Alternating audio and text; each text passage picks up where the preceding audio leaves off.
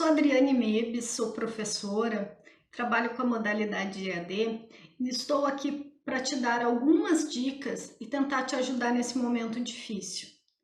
Eu sei que nesse momento que a gente está vivendo de quarentena, de reclusão, tem muitos professores e muitas professoras sendo desafiados a trabalhar na modalidade EAD. Pessoas que daqui a pouco nunca trabalharam ou sequer pensaram que iriam atuar nessa modalidade. Eu tenho alguma experiência nessa área, trabalho com a modalidade EAD há 10 anos e acredito que eu posso te ajudar. Pelo menos te dando algumas dicas e te auxiliando para que você não cometa alguns dos principais equívocos que eu já cometi quando comecei a trabalhar nessa modalidade, tá bem? Primeiro, eu quero te parabenizar por dois motivos. Quero te parabenizar por estar aqui assistindo esse vídeo, porque isso mostra o teu comprometimento e a tua responsabilidade com o que você faz, que é educar. E segundo, por essa escolha, por escolher ser educadora, por ter escolhido ser professor ou professora. A gente sabe do quanto é difícil ser professor. Parabéns pela sua escolha. A gente precisa de você. É por isso que eu quero ajudar. Eu quero ajudar você a, nesse momento de crise, conseguir realizar o seu trabalho, continuar educando e, principalmente, sem sobrecarga, diminuindo as dificuldades. Vamos lá? Nesse sentido, eu quero te dizer que eu tenho sim experiência na modalidade EAD, atuo nela há 10 anos, mas sou também professora do ensino presencial e, principalmente, já trabalhei com educação básica. E eu sei que um dos maiores desafios hoje está sendo colocado a esses professores e essas professoras que atuam na educação básica. Esses professores estão sendo desafiados a trabalhar com a modalidade EAD. E olha, para um nível de ensino que a gente quase não tem informações e nem orientações de como atuar com a educação à distância. E é por isso que eu quero te ajudar. Eu nunca atuei na modalidade EAD com a educação básica, mas a partir da minha experiência eu acho que eu posso te ajudar com algumas dicas que servem não apenas para a educação básica, mas também para os outros níveis de ensino, tá bem? Então, nesse sentido, eu quero te dizer que, enquanto professora do presencial, eu também já tive preconceitos com a modalidade. E fui também, assim como você, desafiada a trabalhar nessa modalidade, a trabalhar com a educação à distância. E eu preciso também te dizer que esse, além de um grande desafio, foi uma das melhores experiências da minha profissão. Porque trabalhar com a modalidade EAD me tornou uma professora melhor, mas principalmente um ser humano melhor. Através dessa modalidade, eu conheci diferentes realidades, pude conviver com diferentes pessoas que me ensinaram muito e a quem eu sou muito grata. Claro que é preciso reconhecer que eu fui privilegiada. Eu iniciei o trabalho na modalidade à distância em uma instituição séria que leva com muita seriedade e responsabilidade a educação à distância, e atualmente eu atuo numa outra instituição que tem essa mesma preocupação. E por conta disso, essas duas instituições me dão e me deram o suporte necessário para atuar. O suporte, a organização, o planejamento, um conhecimento que eu não tinha. Essas duas instituições com as quais eu mantenho vínculo até hoje e trabalho com a modalidade à distância foram fundamentais na minha formação, inclusive na minha experiência com a modalidade EAD. E eu quero compartilhar contigo algumas coisas, porque eu sei que, diferente de mim, talvez você não tenha esse privilégio. Você está vivendo um momento de crise em que muitas pessoas têm boa vontade, mas talvez a maioria delas tenha pouca ou nenhuma experiência com modalidade EAD. E trabalhar com modalidade EAD, assim, sem planejamento, sem formação, é realmente difícil e é assustador. Então, eu quero te dar algumas dicas e tentar contribuir para tornar esse trabalho, essa experiência um pouco mais rica e menos desgastante para você. Vamos lá? Então, eu vou te dar 6 dicas que hoje me ajudam muito quando eu trabalho com a educação à distância e talvez podem te dar uma orientação, um norte no trabalho que você vem fazendo nesse momento, tá bem? Primeira dica: cuidado. É um equívoco bastante frequente pensar que a nossa aula do presencial será transformada em aula online, tá? Em uma aula da modalidade EAD. Isso não é possível. A modalidade EAD é uma outra modalidade, requer estratégias, metodologias, recursos diferentes. Então, eu preciso, a partir da minha aula presencial, criar uma outra aula, criar uma aula para essa modalidade. E daí, considerando todas as questões que envolvem a educação à distância, né? E eu vou te dar algumas dicas que vão te ajudar a repensar essa tua aula do presencial para colocar, então, no online ou no EAD, como a gente tem dito atualmente, tá? Segunda dica: cuidado com a sobrecarga de trabalho sua, né, do docente, da docente, mas também e talvez principalmente dos estudantes, tá? No presencial, a gente vai lá dar a nossa aula, os alunos interagem, compreendem, discutem o conteúdo, né? Com base, né?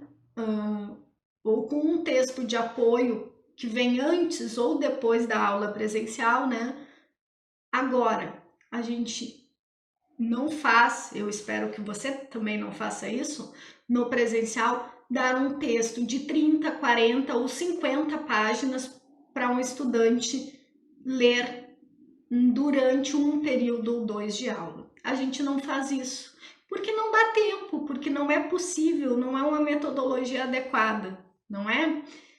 Então, na modalidade à distância não é diferente. A gente tem que considerar que não é possível, no tempo que o meu aluno tem que reservar para minha disciplina, que ele leia um texto de 40 páginas. Então, eu tenho que ter esse cuidado. Sim, eu devo mandar textos, né? Mas cuidado, cuidado mesmo, para não pensar que quantidade de conteúdo implica em qualidade, tá bem? Daqui a pouco um vídeo que você grave com uma dica sua ou que você encontra, né, nos canais, em canais confiáveis, com conteúdos de qualidade, um vídeo de 3, 5 minutos, vão trabalhar todo o conteúdo que um texto de 40, 50 páginas faria. E talvez de uma forma muito melhor e mais significativa para o estudante, tá bem? Outra dica, tá? Não esqueça que esse aluno tem outras disciplinas, tá? E que, assim como as outras disciplinas, a sua disciplina tem uma carga horária determinada, tá? Então, considere quando você pede atividades, encaminha materiais, que há uma carga horária para essa disciplina, tá bem? Não é que a gente vai pedir só o que o aluno pode dar conta. A gente, enquanto educadora, sabe que a gente sempre tem que pedir mais do que o aluno pode dar conta, né? Mas esse mais também tem que ter o bom senso, né? Não adianta eu pedir coisas absurdas, ainda mais nesse momento, que é um momento de tensão para todos, e esperando que o aluno vá dar conta disso, tá bem? Outra dica, além de videoconferências, tá? Faça vídeos curtos, de 10 a 15 minutos no máximo, para trabalhar determinados conteúdos. Fracione o conteúdo, faça vídeos por tópicos. Isso ajuda quando o estudante tem que assistir o vídeo mais de uma vez, quando ele fica com dúvida e daqui a pouco ele assiste um vídeo hoje, outro no outro vídeo amanhã, ou ele pode assistir agora e daqui meia hora assistir o outro vídeo da sua aula. Então, vídeos curtos têm maior adesão e facilitam a compreensão, tá bem? Outra dica, quinta dica, tá? Explore, né? Valorize e faça uso dos conteúdos audiovisuais, tá? Faça uso de imagens, de GIFs, de memes que a gente encontra na internet hoje, tá? Torne a sua videoaula mais atrativa, certo? E faça uso desses recursos que às vezes na sala de aula a gente não consegue fazer o uso por N motivos, tá bem? E a última dica, tá? Invista em outras modalidades de texto. Use textos multimodais, use infográficos, tá? Além de outros tipos de texto, né, que além daquele tradicional que a gente está acostumado a usar no presencial, hipertextos e outros, faça uso de podcasts, use trechos de filmes, de curtas, aproveite e se aproprie das tecnologias. Faça uso disso que a gente tem disponível hoje na internet. Você precisa, obviamente, fazer a curadoria, mas você tem muito conteúdo disponível que pode te ajudar muito na sua aula, tá bem? E agora eu vou te dar uma dica bônus, certo? Que essa dica é a partir de alguns relatos que alguns professores e algumas professoras têm me feito, e eu acho que é um equívoco que está bastante frequente nesse momento, tá? Cuidado para não sobrecarregar os alunos com atividades. Cuidado para não enviar muitas atividades ou atividades toda semana para os alunos, tá certo? Primeiro, porque a gente sabe que quando a gente pede uma atividade, o estudante está esperando um retorno, um feedback, né? A correção daquele exercício. E geralmente, como ele está acostumado com uma aula presencial, ele vai esperar um retorno individual. Ele quer saber quantos exercícios ele acertou, por que ele acertou e por que ele errou. Então, isso, numa demanda EAD, pode se tornar imenso, né? Pode se tornar um grande volume e alguém tem que corrigir essas atividades. Você vai conseguir corrigir atividade toda semana para todos os alunos de todas as disciplinas? E pense, o que é para o aluno fazer uma atividade por semana de cada disciplina, né? Então, opte por atividades que auxiliem a compreensão do conteúdo, sim, mas informando o estudante que ele receberá um retorno, né, um feedback geral. Então, uma resposta esperada, né, os exercícios, a lista de exercícios resolvida. Deixe claro para ele que o objetivo é o exercício e a compreensão do conteúdo, que não é uma atividade avaliativa, porque isso também diminui a expectativa de um retorno individual, né? O aluno precisa saber que ele vai receber um retorno geral, né? Porque o objetivo aí não é o número de acertos, tá? Mas sim o exercício, a compreensão do conteúdo, tá bem?